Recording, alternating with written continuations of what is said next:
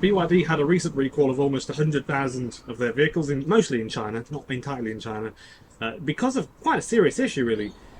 So basically, the CEPS controller, which stands for the Column Assist Power Steering, basically has an issue with it. It's heating up and shrinking, forming micro cracks, cracking, and then in some cases getting really, really hot and starting fires. So therefore, this recall affects the Dolphin and the Yuan Plus in mostly China, obviously. So vehicles manufactured between 2022 2023. I think it was November 22, December 23, basically. The issue lies with that controller. It's like a module in the car, and basically it controls the steering assist because it's obviously electric steering.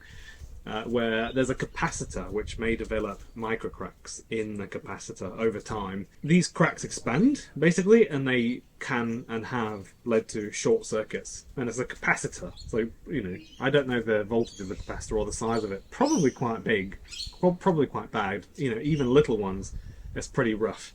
And that's even worse if you're, parked in a really hot place, say, a really hot country like Texas. Like, not that you're going to see BYD this next year or two, but if you're in a really hot place and it's roasting and there's a short circuit, it takes a lot less for things to combust or that become an issue. So basically, what they've done is recalled all of those cars. It's completely free. They have to physically be altered. That's how this is going. So what they've decided to do to fix this is to install insulation pads to minimise the spread of heat and therefore to stop the vehicle going up in flames. And really, if something's going to happen in the controller, it will burn out and work rather than spreading the rest of the car. That's what's going on. So excuse me, I'm actually on a family member's front deck, not at home, so that's why I'm not in the studio at the minute.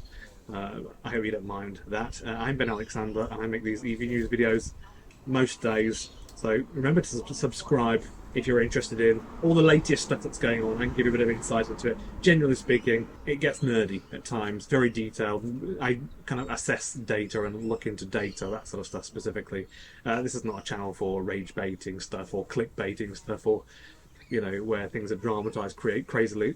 I just genuinely get the facts and get to the middle of stuff, really. That's kind of my main goal on this channel.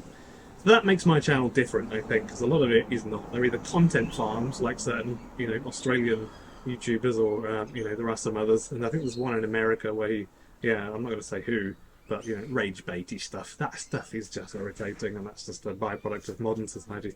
That's not this channel. So if you want proper data, proper information, come to this channel. Historically, BYD, they really build brilliant cars, obviously comparable to other companies like Toyota, Honda, Volkswagen, that sort of quality. This is not the, 10, 15 years ago when you'd see some vehicles from China come and they were just clearly rip-offs of other cars and they were terrible. And the quality of the electronics and the wiring and the galvanization, all that sort of stuff, they were not always very good. Nowadays, if you just get a BYD or MG, really, really good, comparable to anything else that you would get in Europe. That's how good they are. So historically, very low numbers with issues of fires or recalls, anything like that. Even though you might have seen, if there's one instance of a fire with a BYD, the whole world knows about it, so that makes them look terrible. But the data just doesn't show that.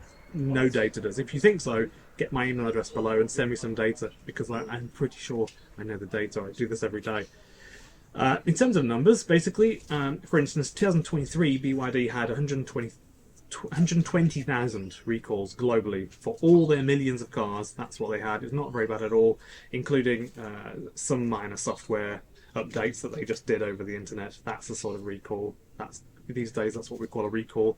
And also some hardware fixes, but actually only 30% were hardware fixes, and the other 70% were over-the-air updates, which is pretty nifty. Tesla, they obviously sell a lot of cars, comparable amount to BYD. They had over 3 million recalls in the same year, although, to be fair, they've sold, a lot of cars.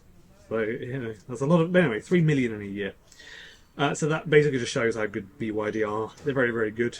I don't get paid to talk about BYD. I definitely don't get paid to say positive things about them.